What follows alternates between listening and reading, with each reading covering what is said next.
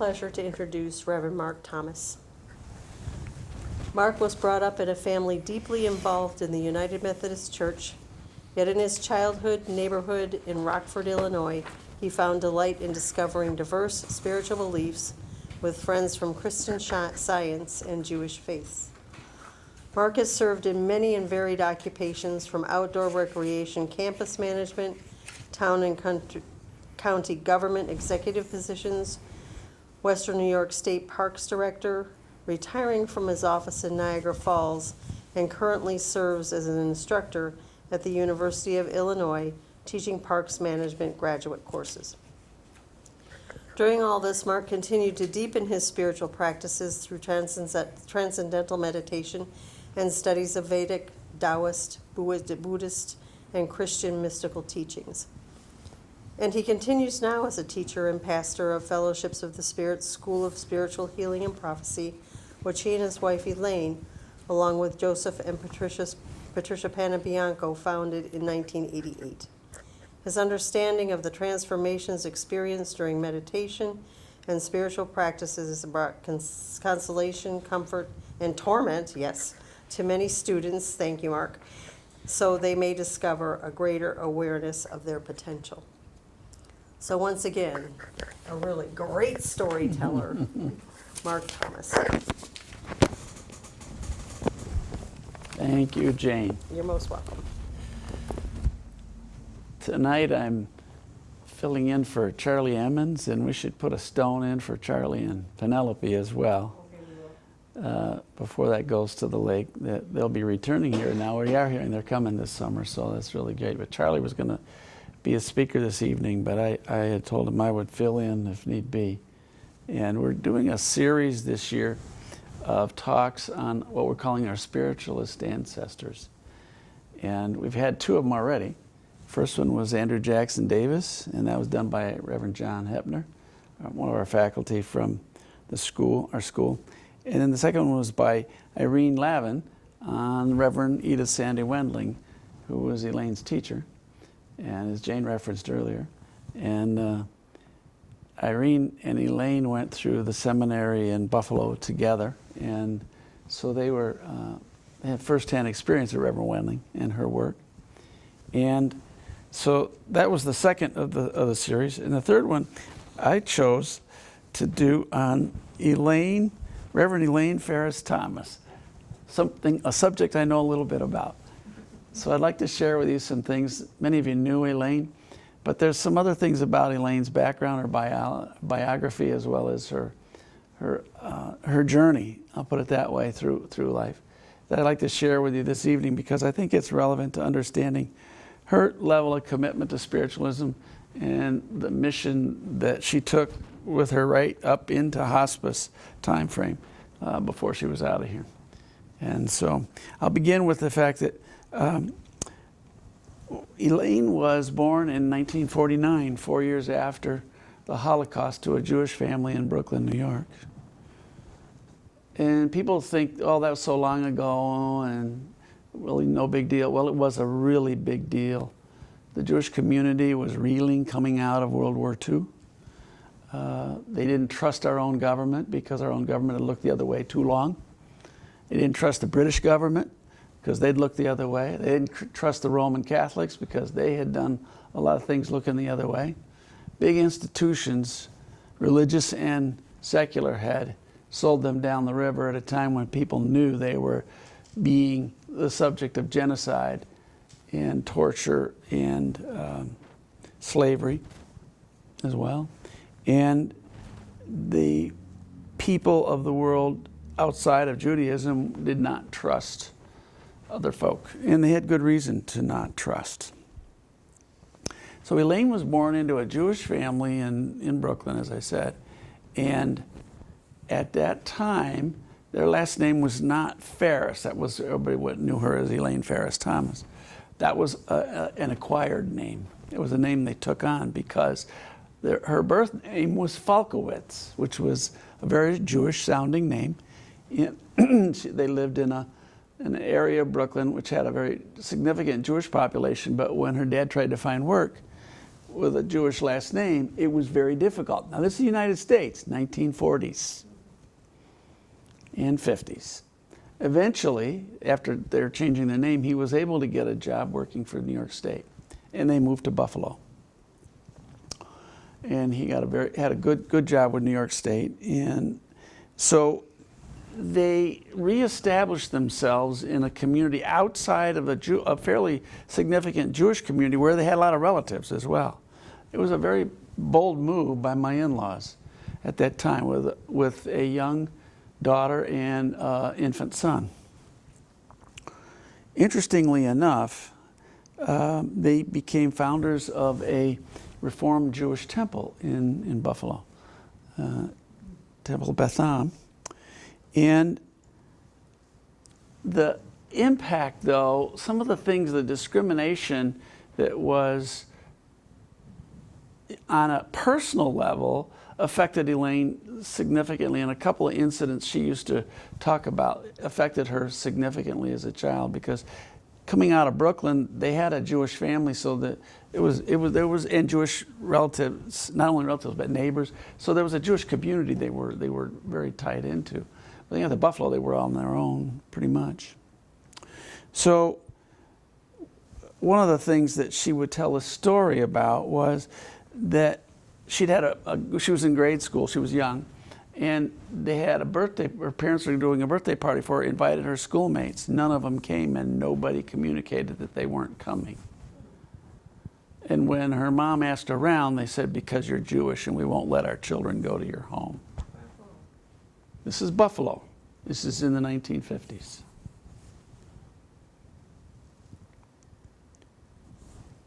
Another thing about her upbringing that was so significant, and it played a big part in her life, was the fact that Elaine was expected by her parents, especially her dad, to always excel at school, because he would say that's something that nobody can take away from our Jewish people. We have to excel in intelligence, because we can maybe outsmart some of the situations that may come down the road. So she would come home with A's, and her dad would say, why didn't you get an A+? So that was kind of built into her, that she could never, ever really do enough. This plays out as her life goes on. Could never really do enough. Because it was all that scarring coming out of the World War II genocide period of the Holocaust. Her father was a devout Jewish man. He did the rituals not for the sake of the rituals and the celebrations and the holy days. It was deeply meaningful to Sam. And so she had that very strong religious background in her home. And they had a rabbi at the Reformed Temple in Buffalo who ran the youth group, who was very progressive. He worked in prisons, he worked in soup kitchens, he was out in the community doing amazing ministry work as a Jewish rabbi. And one of the things that Rabbi Kerman instilled in these young people was a profound teaching that Elaine took to heart. And that was, he said, question everything. Everything you learn, question it. Seek the deeper meanings, the deeper levels of it. Don't take any of it for face value. And he told them as well that if our religion cannot stand up to that kind of scrutiny, then that's on all of us. And so that particular teaching she took to heart. And as she grew and went into college and trying to find her way in the world as a young woman, she was really searching, deeply searching. And she had a good rabbi that was giving her the impetus to search, impetus that wasn't so much there at home, because she was expected by her dad to marry into the religion. Oops. I kind of made a mess of that one, didn't I? But she was expected to continue in that line because of what they grew out of and how they had lost too many family members and didn't want to see more going down that route. Then Elaine, in her rebellious kind of way, got an invitation to get tickets to the 1969 August Woodstock Festival down along the Hudson Valley. And she went with several of her girlfriends. Her parents were not happy.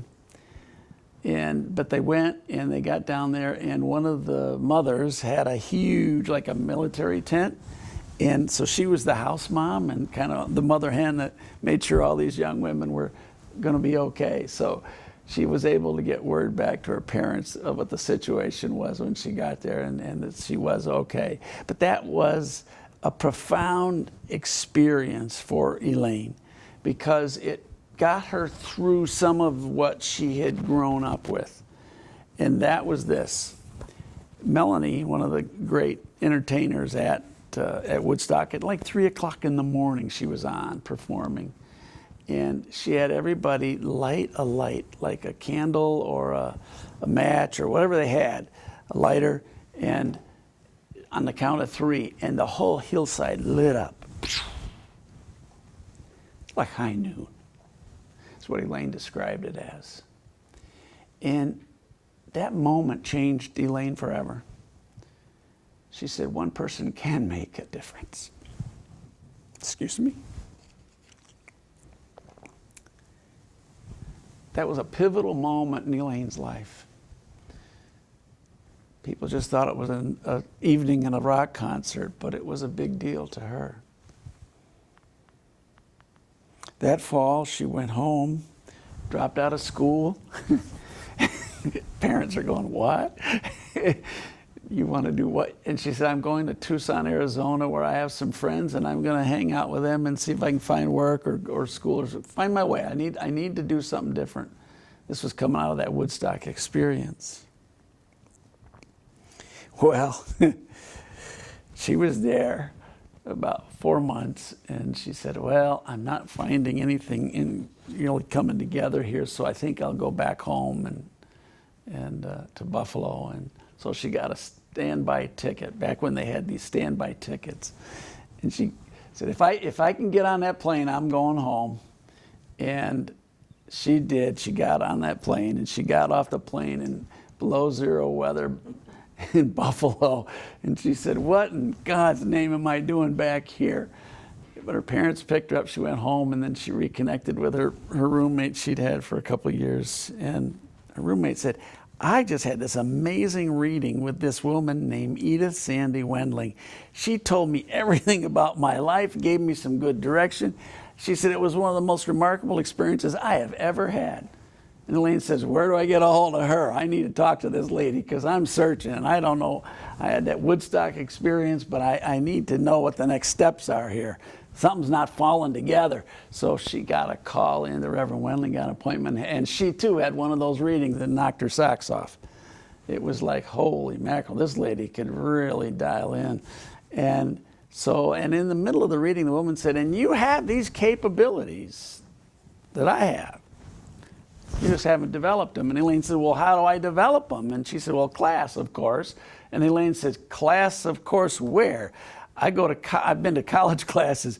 I took a course in metaphysics, but it had nothing to do with this stuff. It was a philosophy course. She said, I was disappointed. I'd hoped I'd find some of this out. Well, she started going to the evening classes with Reverend Wendling, and Reverend Wendling would go into a trance state, and these booming voice teachers would come through, which we have recordings and transcripts of, and they would be taught. And Elaine would sit for other classes as well to learn mediumship and healing. And that was starting right then in 1970. And she went back to college in those ensuing years, got her bachelor's degree in teaching, and became a public school teacher. And she also went through the school and got Reverend Wendling Seminary and got ordained, and also became a medium at Lilydale, She registered here in the Dale as one of the mediums and working mediums, and in time became the assistant pastor to Reverend Wendling at John Carlson Memorial Spiritualist Church in Buffalo. And did that for a few years. And so Reverend Wendling was in her 80s at that point when Elaine first met her. She died in 1984 at 100 years of age. Remarkable woman who, as Jane said earlier, had been a student of the Doyles in England before she emigrated here. Well, Reverend Wendling had a conversation with Elaine one day, and she said, "Oh, Elaine." And she was in tears, and Elaine had never seen the woman cry in all the years she'd been with her. And they'd seen a lot together. And she said, "My teacher, I forget, Dr. whatever it was from Spirit, told me about you years ago, and you've come."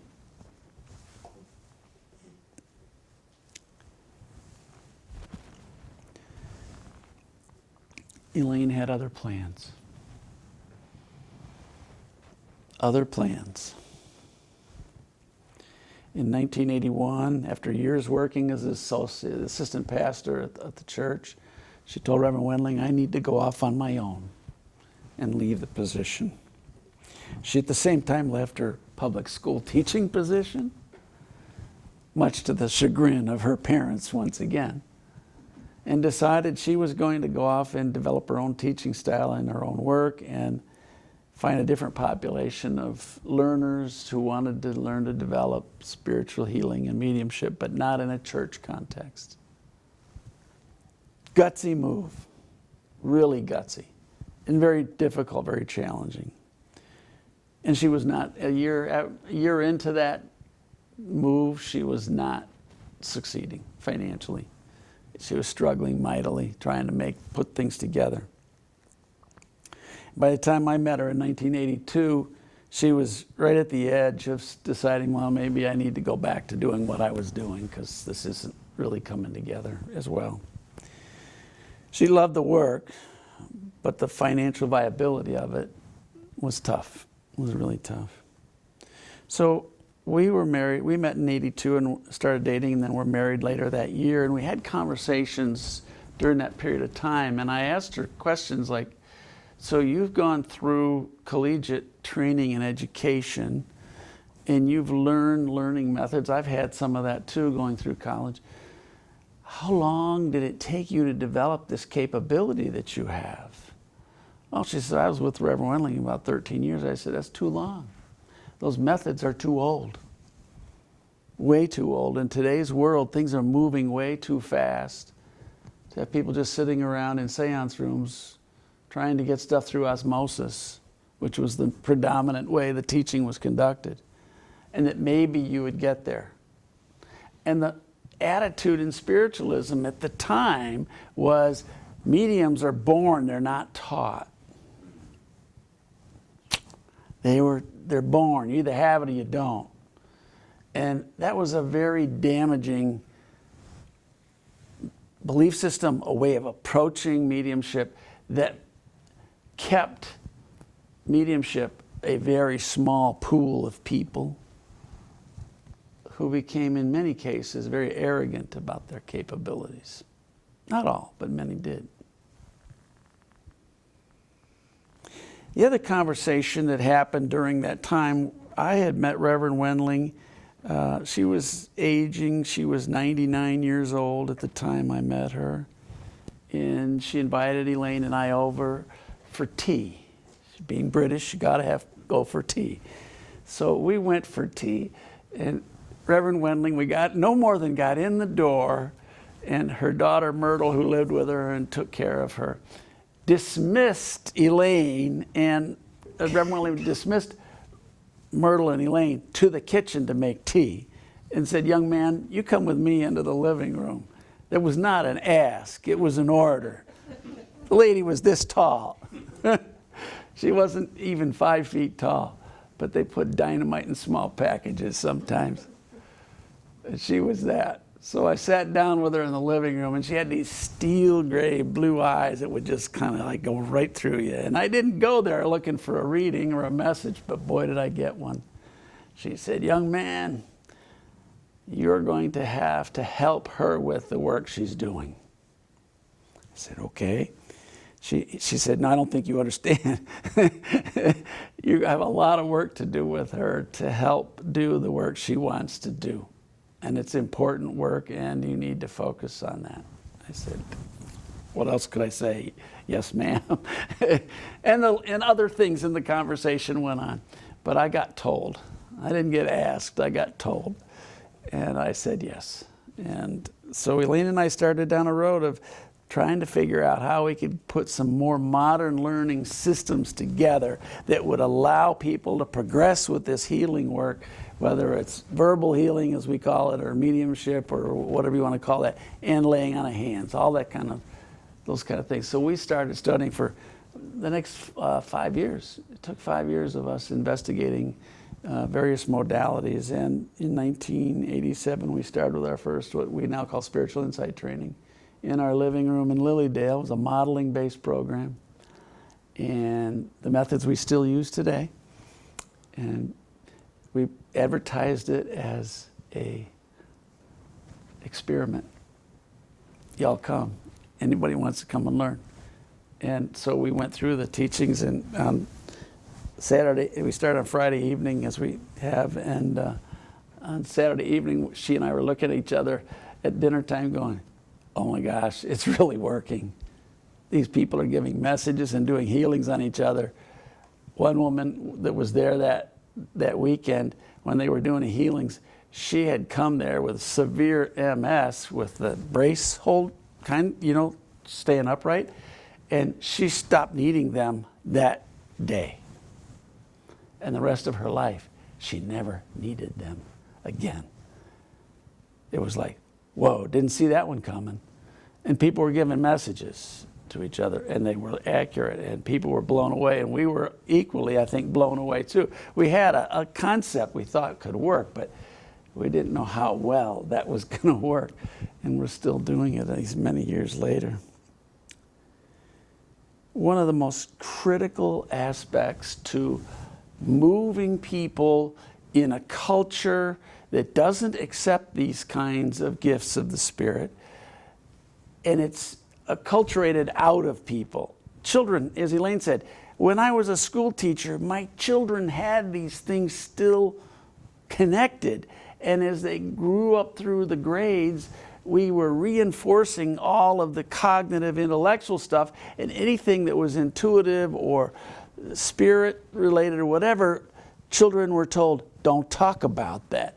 That's not real. That's just imaginary friends." You get my drift? It was all about putting all that down instead of allowing it to grow with children side by side with their cognitive and intellectual capacities. And she said, that is just so wrong how society is doing that. And it's so hurtful. And we need to be able to do a better job of that as a culture. So her approach that she took which we took from the work that we put together, was beliefs. What people believe about this stuff really matters.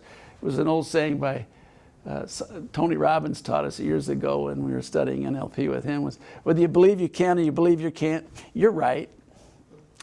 And one of the key beliefs that Elaine had was it's everybody's birthright. Nobody is any more special than anybody else in their capacity to bring through messages from Spirit. We all can do it. The problem is most folks haven't been taught how. And if they can learn how, it can be very helpful in their lives, not as a denial or a pushing aside of the cognitive intellectual, but she said you need to be having that balance of the two, and you exercise those muscles on both sides of your capabilities, intellectually and intuitively together. And she would, here in Lilydale, when I first came here, one of the mentalities was you have to have proof for people that somebody has died, is still around, and you got to prove it. And proof. I heard that word so many times. She did too. And I said, Elaine, these folks keep going on and on about proof. Spiritualism proved life after death at least 150 years ago. If I look at the history books in spiritualism, why are they still running around thinking they have to prove everything to people? Do they not really believe it themselves? Ouch. That was a tough question next door that some people didn't appreciate. And then, through time, the term morphed to, its current usage is evidence. And Bill Collar, who's one of our faculty too from Scotland and Switzerland, says, evidence is a meaningless term.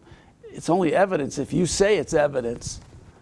What I give you as a medium or a message bearer, it's only evidence to you. It's not to me, but if I put the onus on me to provide evidence, then it's an internal matter to you. It's just, he said, you're going nowhere with that. He rejects that. He says, it's nice if you can provide people things that they can identify, or qualities or capabilities or interactions that people had with somebody who is no longer here with us in the physical. If they can identify that, if they can identify it, did you hear what I said? If they can identify it, then that can be useful to people and can help them appreciate that life does go on beyond what we call death. Elaine was very vociferous in her opposition to folks who were trained in mediumship and delivered mediumship in ways that only gave evidence or proof, as they called it. She said that's doing a job halfway. You got to give people a message. If there's people from spirit coming through, there has to be something of value to them other than, in addition to, the fact that they can identify who this is and or what their qualities were. She said, doing the job halfway is then it's really about the medium showing off and not about being of service. She didn't make a lot of friends next door with that kind of approach, but that didn't bother Elaine. It just didn't bother her a bit. She also had a belief structure that said, I don't only bring through dead relatives because they only have certain levels of awareness. And just because they went on the other side did not, as she would say, they didn't sprout halos and wings. So she would very often bring through the spirit teachers, guides of people, both from her side and from their side. In fact, she said when somebody shows up for a reading, it's a very busy room. It's a crowded room because they bring their people and I bring my people. And together, my job as the medium is to give them something of value in their lives. Something that'll unburden, something that'll uplift, something that'll inspire, something that'll give them some roadmap, if you will, of options or choices, possibilities, probabilities, as she would call it as well, towards moving ahead with life. She was very strong in those positions and she wouldn't back down on them, no matter who was giving her grief. And she took quite a bit of grief next door because there were a lot of folks that didn't hold that same set of opinions. She never wanted to have a church. That was on me. Because we were training people to do this work. And a lot of people, in fact, the majority of the mediums next door over time have been trained by Elaine.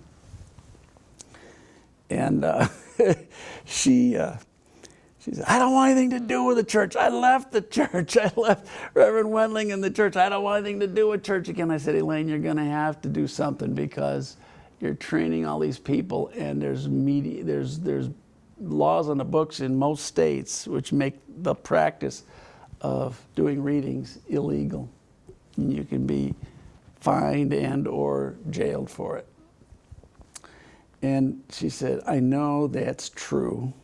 One of her dearest friends, another Lilydale medium and friend of hers from Rochester, Shirley Calkins Smith, did get busted once for giving readings, and she was in the seminary in Rochester, and they quickly ordained her, and she too had the protection under the law to be doing that work. And the judge threw the case out and asked her for a reading.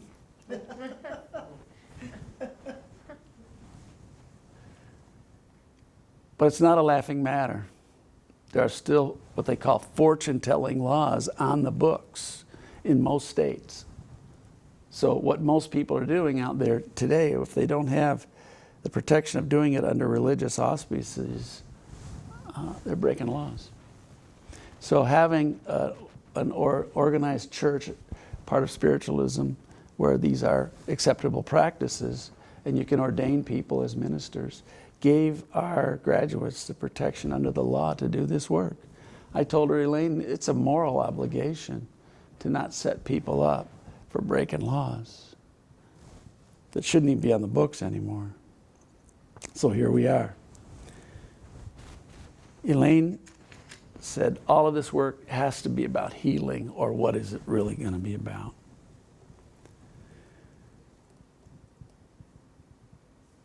She took huge risks, multiple stages in her work over time.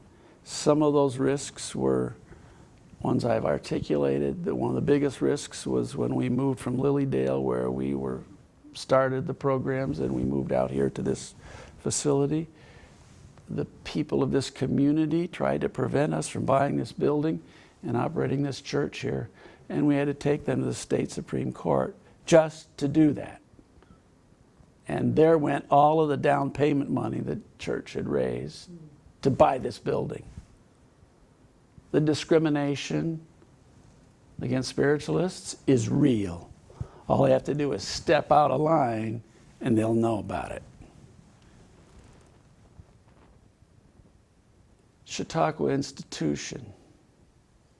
I love that place. Connie talked about our day there today. But being there, every time I go there, it reminds me that it took until 2019, their 146th year of operation, before they invited a spiritualist from Lilydale to come speak about the religion of spiritualism. 146 years. Wow. She got invited because she was the longest serving medium in Lilydale at the time, close to 40 years at that point. She was articulate, and she went and she filled the Hall of Philosophy and the park around it. I mean, the place was jammed. It was part of their religion department programming for the year. She smiled and said, I had as big a crowd as Hillary Clinton. But people were curious, and the questions they asked were respectful. They were interested. They were fascinated by what she had to say. And she pulled no punches. She talked about how Lilydale was the place that the women's suffrage movement could be on a platform and publicly speak, when Chautauqua refused to give them that opportunity. And people were astounded to learn that at Chautauqua. But we had a lovely day there, and that was in 2019. Now, in 2019, she was in the tail end years of her cancer battle. She had a 17-year cancer battle that she fought and had. Spiritual healing work was a big part of her being able to survive ovarian cancer that long. And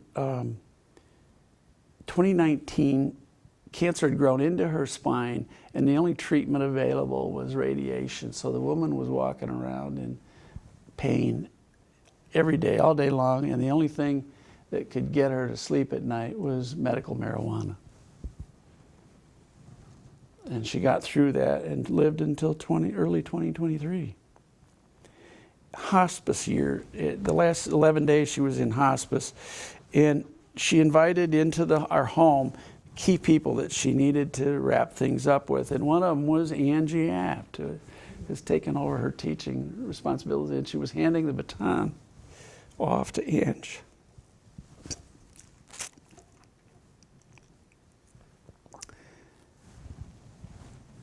Angie told me later on that one of the things Elaine said to her, she said, "I'm so sad because I'm letting so many people down."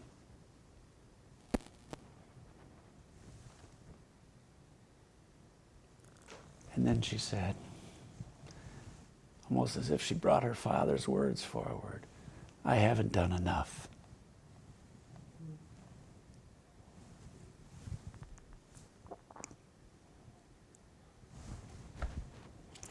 She was able to let go of that after that talk with Angie. And 4 or 5 days later, she was at peace and slipped away.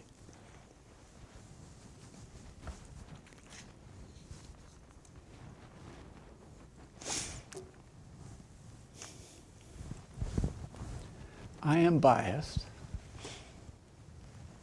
proudly. I think she was one of the finest teachers spiritualism has ever had. She was a woman who took incredible risks. She found her place in the world. She found her light. And she shined it brightly. And still is with us.